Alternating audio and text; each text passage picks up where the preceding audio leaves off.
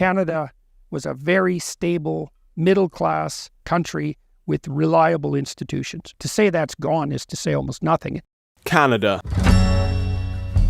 Under Justin Trudeau, the former British colony has sought to position itself as the global bastion of progressive politics. We have become a totalitarian state. As his cultural revolution shows no sign of abating, I went to Canada to find out how ordinary Canadians are dealing with Trudeau's radical reforms. The sexualization has become militarized. From the promotion of gender ideology, What the is that? Do you want to talk about it? to the legalization of drugs, Overdoses are up, violent crime is up. It's a jungle. radical new suicide laws, Do you think that they want you dead? Yes. I think it's wrong. and clampdowns on freedom of speech. I think our leader, Trudeau, I don't think I've ever heard him say a true word. All this nonsense about compassion is the manipulations of snakes pulling in the useful idiots who perhaps are genuinely compassionate, and that's Canada.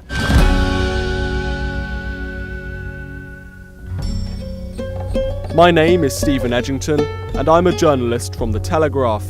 I began my investigation of Canada in one of the country's most liberal cities, Vancouver.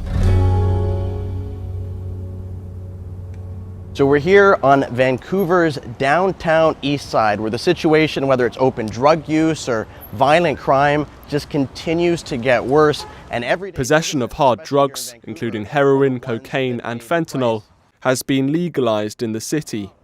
To find out the impact of these new laws, Aaron. I met up with Aaron Gunn, a filmmaker who has documented a rise in homelessness and crime in Canada in recent years. Aaron, tell us a bit about what you do here. what I do here, well, I just came off filming two documentaries in the downtown east side of Vancouver, documenting the incredible increases in homelessness, kind of just general societal chaos, and the explosion of open drug use here on the streets of Vancouver and really on the streets of every major Canadian city. What's going on in Vancouver then? We've seen the street order explode. We've seen open drug use explode. Overdose deaths are up more than 1,000% in the past 10 years. Here in British Columbia, the province where Vancouver is, we saw more than 2,000 British Columbians die last year from overdoses alone. Every day in Vancouver, 4 people are randomly attacked. Who is to blame for this chaos in Vancouver? Well, what I was told when I was making the documentary by one small business owner is you get what you tolerate. Would you like to add something? Why is that? Making a documentary? Yeah. But the thing is, how can you talk when you haven't seen one day of struggle in your whole life? You haven't gone through one day of struggle. Yeah, walk up and down just because you want to make some money. Yeah. I'm not making money off this. I'm not even. This isn't even my documentary. You're looking down. Thanks. Bye. Right, let's move. Let's go.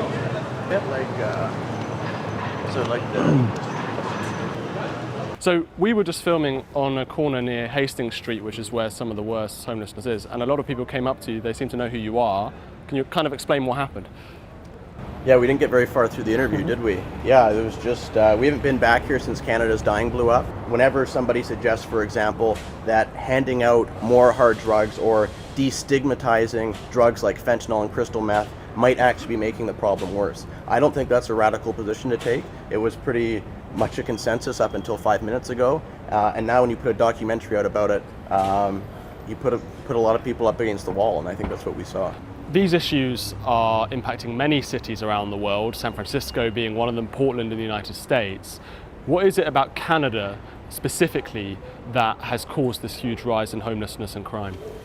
There's nowhere in the world, as far as I know, that has engaged in this level of permissiveness when it comes to these dangerous addictive substances like fentanyl and crystal meth. And I think there is the root of the problem. If you could snap your fingers and get rid of these drugs tomorrow, you would solve 80% of these problems. Another filmmaker who explores the streets of Vancouver is Chris Elston, better known online as Billboard Chris. Chris agreed that I could join him on one of his outings in the city. My whole goal is to start conversations. It's to have conversations and start conversations. So that was really effective. So I had some signs made. I I had 2 signs made. They said gender ideology does not belong in schools. And when you talk about this, all hell breaks loose. Gender ideology, what the is that? Do you want to talk about it? I'm queer, I'm 78, and I've always been queer. Okay, what does that mean to be queer? I like men. I've always liked men. Well, I'm a gay man. I'm not queer. Well, I like men. I'm not queer. Well, the word thing, idiot. It's just a word. I identify as queer. Okay. If he's closed mind to accept some other word, okay, I'm gay. I just wanted you to know, I've known, once I came out, I realized that I've always liked guys. Okay, can I have a conversation with you for a sec? You have to read the sign. You cannot read it? I can't read it. Doesn't say anything. Okay, let's just slow down for a minute. Can I have a conversation with you for a No, sec? because I got a doctor's appointment, I got to go. Okay, I support the gay community 100%. Okay? You don't. We shouldn't be giving... I'm gay. I'm gay and I support Okay, you are this. gay. I support this. I support this. I don't support child gender abuse. and I don't ideology support on the child back. abuse. That's right. I'm gay, and you know, when I was young, I was a feminine, fake kid. You know, if I was a gay, feminine kid today, they would have whipped out the old dick saw, if you know what I mean. Yeah. They would have taken my manhood. Yeah, these kids who would grow up to be gay today are being taught that just because they're effeminate little boys that they must be trans. This is also about the erasing of gay men and lesbians. If a boy's effeminate, if a girl's masculine, beautiful. Right. What's wrong with that? Right. I don't know what happened to the Western world. I haven't lived in Canada for 30 years, but it has changed.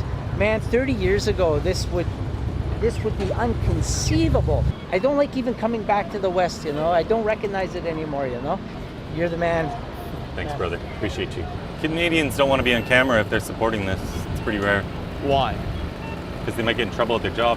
They're not all afraid, and we'll run into them if we stay here long enough. But if people have any sort of corporate job or work for the government, they don't want to be on camera. They're going to get in trouble. Are you worried about talking about this sort of thing because of your job and things like that? Yes. What happens if you say the wrong thing? What could happen to you? There's ostracism, a lot of ridicule and mockery. I've worked at other places with evangelical Christians, etc., who have stood up for their faith, and the ridicule begins. I'm technically a leftist, but the way everything's slid sideways now, people say, well, you're a conservative. I really like your videos. Thank you, sir. I believe in what you say. Everyone goes through different things at different stages in life, and people are just jumping to conclusions instead of just letting it happen as it is. When kids go through puberty, they usually figure it out. Right. Like my mother, she's a lady, full biological female, and when she was younger, she didn't like doing the girl things. But she's always said it did make her a boy in girls' clothes. So you're touching on what this entire ideology is based on. It's based on one thing only: stereotypes. Yeah. That if you don't conform to stereotypes, that maybe you're not the sex that you are. What utter nonsense. This is the most regressive ideology in history. So what do you think of Chris then? I think he's doing some work that people need to be informed. My brother liked to hang out with the neighbor, who was the girl, and she had Barbies, and all you ever do was go over there and play with Barbies. Well, in today's society, shit. My parents would have had to mutilate him. Otherwise, they would have been taken away. Thanks, man. Yeah. Thank you. Thank you. To find out more about the consequences of questioning gender ideology in Canada, I met up with Amy Ham, a nurse based in British Columbia. Why don't you tell me a bit about yourself? So I'm a registered nurse by profession, and I also do some freelance writing and journalism.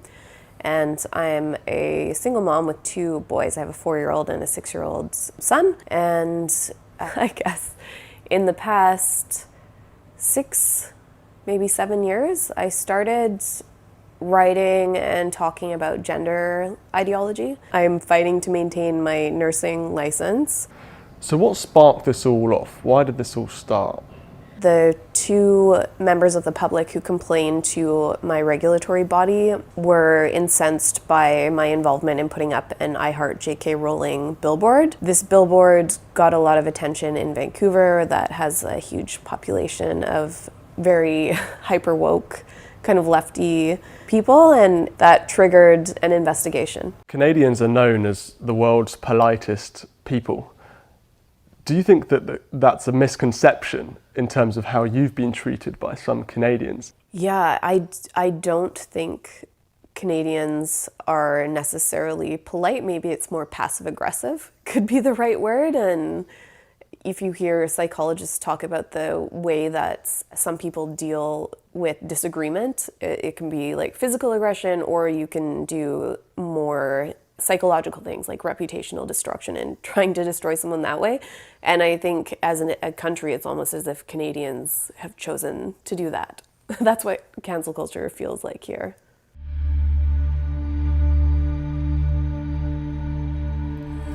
The promotion of transgenderism in Canadian schools has led to a fierce backlash from some parents, not least those who come from Canada's ethnic minority communities. Multiculturalism has become a key pillar of Justin Trudeau's vision of Canadian identity. In Toronto, I caught up with a family originally from India to discuss their experiences of modern Canada. Hello. Hello. Come on in then. Nice to meet you. Nice to meet you. Stephen. Steven. You're already shooting? We're already shooting. Bang, bang. Should we go upstairs? Mom. This is Steven. Steven. My mom. Hey Mom, how's it going? So tell me your background. When did you move to Canada? I'm Indian. I came from India after marriage. Came to Canada in 1974, July. When you came to Canada, what was it like and how has it changed in terms of multiculturalism? Racism was there. They're not happy that other colors are coming. So they were throwing eggs and calling them names. Many things were happening. But still that gone very soon. After 1980, it started improving. Now, so many taxes, they are increasing. It looks like that 50-50. 50 government is taking from us and we have only 50. That's not fair. And before we were happy, like living like middle families. Justin Trudeau says that he represents people like you. He says that he loves multiculturalism. He loves the fact that Canada is so multicultural, so many different people from different societies. Do you think that he takes your vote for granted? Yeah, definitely. He took our work granted, and he is saying multicultural. He loves multicultural. We love multicultural too. I think every human like it. But bringing from every country and not seeing their back record, so many criminals can come too, and crime gonna go very high. So there should be some standard to bring people. So Niranjan, why don't you tell me a bit about your background as well? So I was born here a year after my mother arrived. I was born and raised 70s, 80s kid. Growing up in an 80s, 90s Canada where I was privy to multiculturalism in a very organic way. It wasn't some United Color of Benetton commercial. This was full on, everyone taking the piss and laughing at everyone else, making fun of accents. We all got to tease one another, playing street hockey with our ridiculously curved sticks. But to use their language, you are a diverse individual, and they would expect you to have a certain set of beliefs that come along with that. 100%. But you don't. Absolutely not. Because I'm not stupid. It's very transparent. I work in a community that is all about the hustle. Sex workers, drug sellers, pimps, everyone's hustling to make it. I am used to being around people lying all the time. So when such a big hustle is being thrown in my face, I've been around it for, like I said, almost 15 years now. It's so obvious. I'm just like, that's just a hustle. That's not even a good hustle.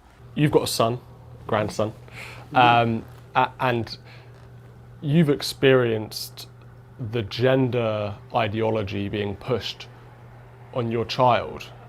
Can you tell us what happened? My son goes to an alternative school within the Toronto District School Board, which his focus is on the arts and social justice. In the last few years, the sexualization has become militarized. It has gone full, no pun intended, balls to the wall. They're full on aggressively ramming it down, no pun intended, everyone's throats. It's a Wednesday at around 6 p.m. I get an email that says, tomorrow is Gender Odyssey. Please bring your kids to school with the other opposite gender's clothing. We're going to have a fashion show. The teachers are going to dress in the opposite gender clothing. We're going to have a presentation for the kids. Again, we're talking kids from grade 4, kids from the ages of 4 all the way up to 11, 12. And I was like, what They ask me and send me emails and forms to sign when he's crossing the street to go to the, for a field walking trip. And yet they're going to start teaching my son about sexuality, other genders, and God knows what other aspects of sexuality they're going to bring into it without my permission, and that I'm supposed to send him to school with girls' clothing so that he can dress up as a girl and then have a fashion show with all this happening. I was like, no, that's not going to happen. And that's the other thing. At school, they always have the cultural month. So when it's the South Asian month, they've combined us with, so it's just Asia month. And so me and the East Asians and the parents who are, they want us to come in, they want us to cook the stereotypical Indian and Chinese food. They want us to come and talk about Indian culture, sports and languages and things like that. There's a double-edged sword. We're like, we want your food, we want the kitchen, the camp, and we want everything. We want the image of what your culture is to come in and then leave. But don't bring your actual fundamental beliefs about God, spirituality, and generational responsibility. Don't bring any of that. We don't want that. Do you think that Canada is a warning for what can happen if things go so bad? Canada is an experimental ground, for sure, right? It just as much as Australia is. I think these are both and New Zealand as well. These are great places that don't have the amount of tradition, and it's not close to home. Like, if England's gonna fall, these extremities are gonna fall first. Part of Canada's social revolution can be witnessed in its extreme new euthanasia laws. In 2016, Justin Trudeau's government passed legislation enabling assisted suicide for terminally ill Canadians. To find out more, I travelled to Montreal to meet with Christine. Christine, thank you so much for allowing us into your beautiful home. Why don't you tell me a bit about your story, your background? I served 10 years in regular force, Canadian Armed Forces and artillery. I soon early got injured training. When I jumped into a trench, my knee fell out of joint and the spine followed. Not only were you a veteran, you also became a Paralympian. About 2008, I was introduced to kayak. It seemed that I showed some talent in it. Or I was approached to try out the sprint kayak, and I did, and became a 5-time world champion. Wow. The first thing I remember feeling when I was on the water was this sense of serenity and plenitude that I had not felt for so long. To me, it was as if I just found another way to keep serving my country. So you've done a lot for your country. How do you feel Canada has treated you in return? Complete abandonment. There was a time at first when I first became a veteran, the services were a lot better. Since I became a veteran in 1998, the government has gone to sell out or privatize our services. Now it's the second time, and they just done it again now. It took 12 years between renewals of my wheelchairs. We're allowed to have one every 5 years. I don't like to have to ask, it's been 5 years, give me a new one. If it still works, it still works. But 12 years, it's not normal. 7 years after my wheelchair, I asked for the second one, and it took 5 years to get it. This is completely ridiculous. I'm in the works right now waiting for the renewal of an elevator to be able to access outside my house. Can you tell us what happened when you asked for this? Was it Yes. the ramp outside you needed? Yes. I said, I just can't keep going like this. I can't keep living like this. This has to be done, this has to be resolved. And the person stated, Madame Gauthier, if you really feel you can't go on like this, if you really feel you can't do it anymore, you have the right to die. So it's like, wow, I can't believe, after all of this time, not only will you not give me the equipment I need to live, but you will help me die. I have been suicidal and in complete desperation for the last 10, 15 years. And suddenly you just come out and tell me, if you really can't go on anymore and you feel you can't do it anymore, you just, you have the right to die. It's really hard to understand this when you still are maybe blinded enough or stupid enough to believe and think that your government is there to help you and not to end your life. because you're becoming too pricey or too much of a problem. But presumably you want to live, and this person telling you that you had the right to die must have been one of the most awful things that anyone could tell you after all of the things that you've been through. Yes, I think that if I want to live. Nobody ever asked me, like, of course if someone asked me, what do you want to do today? Well, if I had the choice, I would want to go and run. I would want to go and do many things. So right now, yes, I would like to be able to live, but with autonomy and dignity, and do things for myself as much as possible. How many other cases do you think there could be in Canada like yours? My God, I'm terrified to hear the numbers, because like I said, personally, I didn't even know there were others. Whether you push someone in despair enough for them to commit suicide, which we all know the numbers are astronomical for veteran suicide, or whether they get to have the attention enough to get made, it's not different.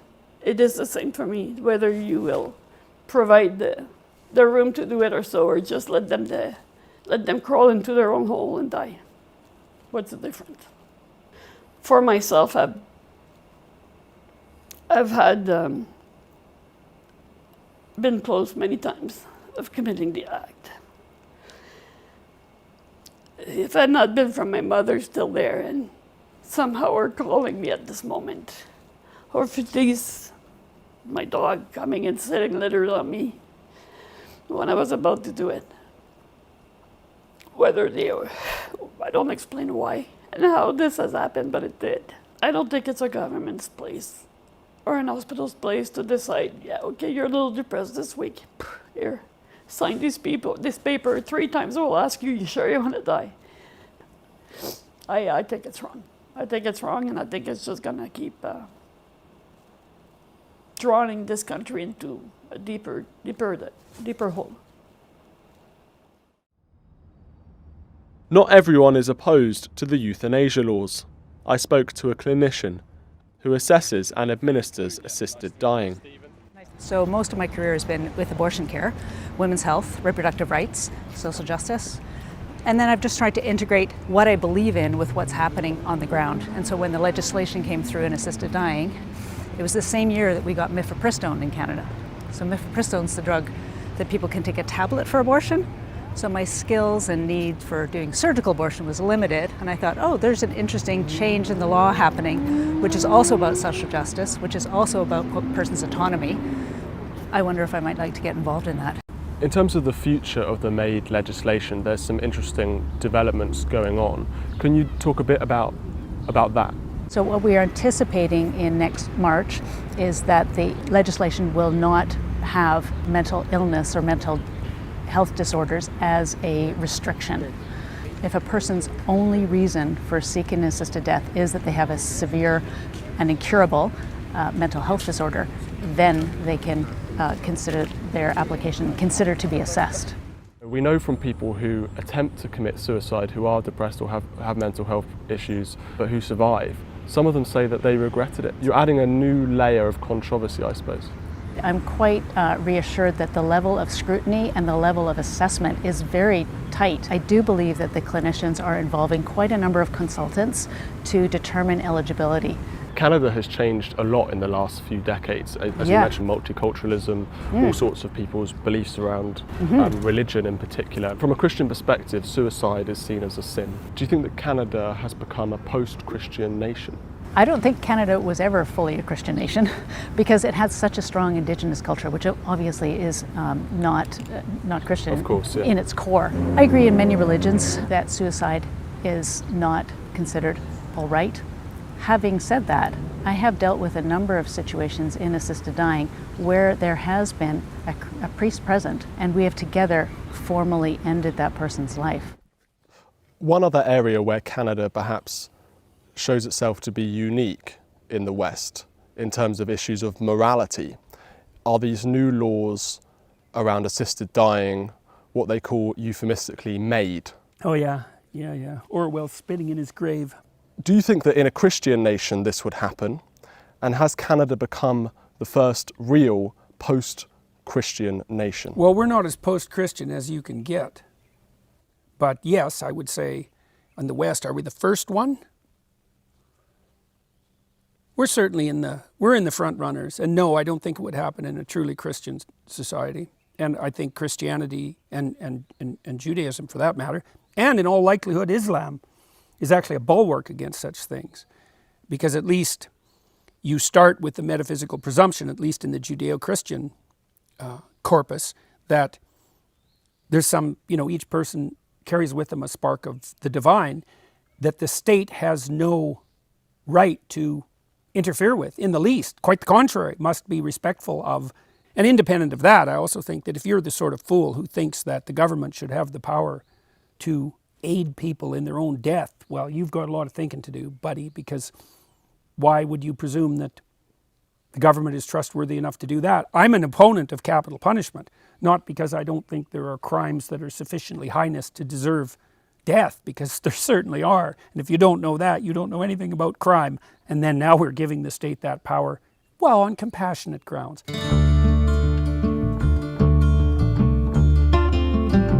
For a nation to be truly woke, it must have its own narrative of oppression.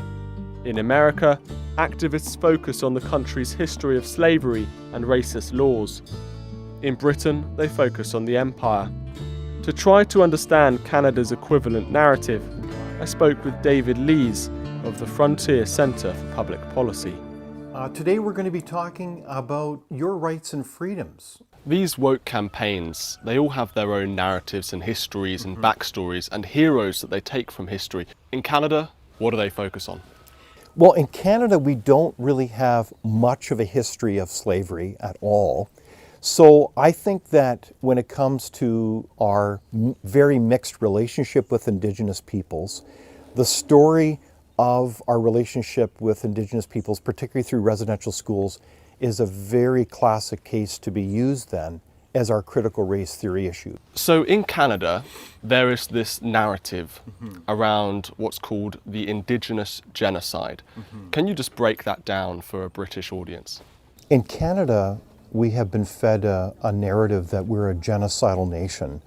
And these are horrific types of claims to make, especially for Canadians, because Canadians deeply care about fellow Canadians and including Indigenous people.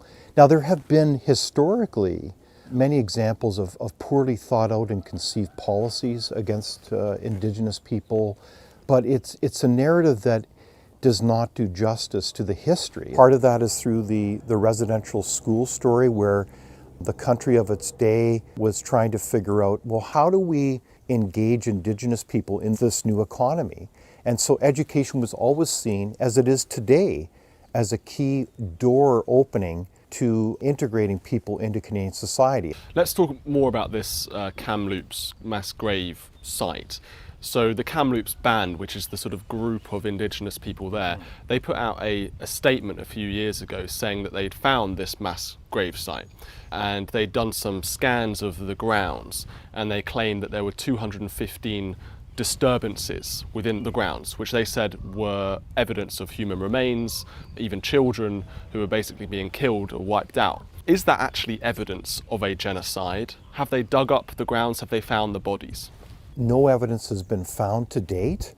In fact, the sonar seeking devices are not indications of any grave. To suggest otherwise is utter nonsense. So those claims need to be investigated, like any other claim of a crime scene. They need to be looked at. As you say, crucially, they haven't actually dug up these sites. No, they've not been excavated, they've not been exhumed or anything like that. So it has really become a kind of a bizarre type of claim. This is not just simply about the story of residential schools. This is the story of how a nation has, I believe, been infected by a really destructive, hate-filled ideology of wokeism. We are truly the canary in the coal mine when it comes to G7 countries. So you could actually be facing prison time potentially if you question this Indigenous genocide narrative? Well, certainly if you listen to the openness of the current Minister of Justice federally, yes, we have a risk that they will seek to criminalize any questioning of the residential school narrative or the claims of mass graves, which is utterly absurd. Part of history, part of science is being open-minded to healthy debate and evidence seeking as we work to find the truth together. That's part of civilization. Questioning the Indigenous genocide story already has its consequences. One such dissenter is Jim, who I met in his home in Vancouver. So you were a teacher, you're no longer a teacher. Why? One day 2 years ago, I was teaching Calculus 12 to older students, and news had broken right across the world about 215 children being murdered in an Indian residential school. And I thought, well, that's not really right. That doesn't make sense. Teachees don't murder their own children. It's not good for one's career. It's, but much more seriously, it's it just is such a, you can't bear witness, as Commandment 9 says in the Bible, against your neighbor, bear false testimony without having evidence, without truth. So all I said that day to students, and I was expected to reproduce the narrative about, oh yes, white Christians had just made a mess of Canada and had done so forever, and they were mass murderers now. And in Canada, the men and women in this particular school in Kamloops, it was Oblate priests and brothers and Sisters of St. Anne. They devoted themselves fully to the education of young people. They came from Europe to do so. The idea that they put children in incinerators or hanged them and secretly buried them at night and all that sort of stuff is just, why would you say that to students if it's not true? All I said was the kids died from disease, and they did die from disease. Nobody has since questioned. But I was walked out within half an hour of mentioning that one comment, suggesting, I didn't even say it wasn't murder, but the very suggestion that it wasn't genocide. They walked vice principals frog marched me out of the school, and I haven't been teaching since, and I've been told that I never will. Do you think that Canada is worse than other nations? Well, I've heard many people say that it's worse in Canada than elsewhere. We've gone off the rails more than probably anywhere else in the world. And as a teacher, for me to be afraid to tell kids that there's such things as boys and girls, you know it's gone a little bit ridiculous. To prevent wokeism from spreading, it's important to have a strong opposition party. Canada's Conservatives have been historically weak in pushing back against Trudeau. So be strong. Thank you. Yeah, you want to take a photo? I'd love to. To discuss the failure of Canada's Conservatives, I met with the leader of a rival right-wing party, Maxime Bernier. Thank you. I'll always fight for you. Thank you. Thank you. Have a nice day. Thank you. Does that happen often? Yeah, sometime, yeah. So Maxime, Yeah. for British viewers who don't know who you are or what party you founded, can you explain your story? Yes, I'm Maxime Bernier. I'm the founder of the People's Party of Canada. We created that party in 2018, but before that, I was a conservative. I was elected in 2006, and I was part of the Harper government, the conservative government here in Canada. They don't have any principles. They're just, they try everything to be elected. And I said, I don't want to be part of that. But isn't it the case that the Conservatives have a new leader, Pierre Poilievre, who's far more conservative and more on the right than Andrew Scheer or the previous leaders? So he's taking the party more in your direction, I suppose. So what's the point in you in that sense? Well, Pierre Poilievre was a real conservative during the leadership contest, because he knew that to be the leader of the Conservative Party of Canada, you must speak like a conservative. So he did that. Now his goal, like Andrew Scheer, is to be the Prime Minister. And we know that the big cities are leftists and liberals. So what he's doing is going to the left to be sure to be elected. That's why he's not speaking against mass immigration. That's why, he's okay with the radical gender ideology. That's why Poilievre voted for the Bill C-4. The Bill C-4 in Canada is the bill that criminalizes parents and therapists who want to help gender dysphoria kids. And if you do that, you may go in jail up to 5 years. But that bill also is doing the promotion of the transition. And for me, there's no transition. You have boys and the girls cannot be a boy and a boy cannot be a girl. But for the Conservative, and every member of Parliament voted for that bill, voted for the Bill C4. So we don't have any opposition in Parliament right now in Ottawa. So we're next to the statue of John A. Macdonald. Yeah. You can't see him. Yeah. There's actually a little sign on, he's been boarded up. Why has he been boarded up? Because of the woke ideology, and they try to impose their history on us, the new vision of this country. But what the first Prime Minister, John A. Macdonald, did for this country, I believe that is a great history. So it seems that what's unique to Canada in a way is Trudeau himself as a leader compared to other Western nations, because you could look at the COVID lockdowns or wokeism or whatever, and they apply to lots of Western countries, to most Western countries. But what I'm interested in, I suppose, is what is it about Canada itself that Canada has gone so far to the left? And maybe you disagree that Canada is an outlier compared to other Western nations. You can explain that. No, I think we've gone further down the woke road than any other place, except perhaps for California. I think part of the reason for that is that we were an early adopter of the doctrines of group rights. The Francophones had rights, the Indigenous people as a group had rights, the Anglophones had rights.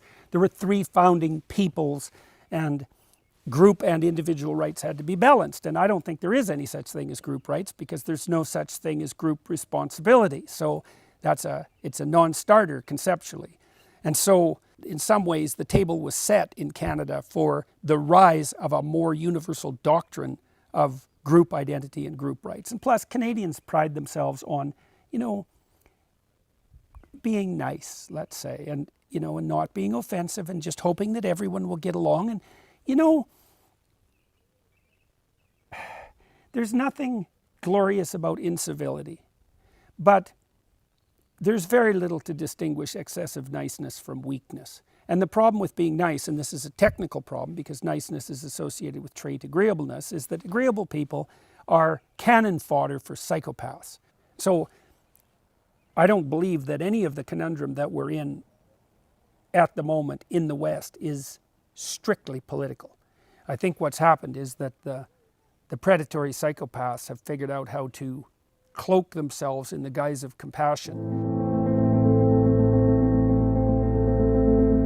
During my travels, I found ordinary Canadians appalled at their country's surrender to drug dealers, its contempt for freedom of speech, its enforcement of gender ideology on children, and a breezy willingness to terminate the lives of its own citizens. However, for all of the depressing stories of people losing their jobs or being hounded by the government, these cases were equally inspirational. Whilst Canada is a warning to the West, there are also messages of hope from those brave individuals fighting for their freedom. We've been fighting a long time, and we have all lost so very much, so many loved ones gone. But you are not alone. There are pockets of resistance all around the planet. We are at the brink. Above all, stay alive. You have no idea how important you are. This is John Connor. If you're listening to this, you are the resistance. John Connor.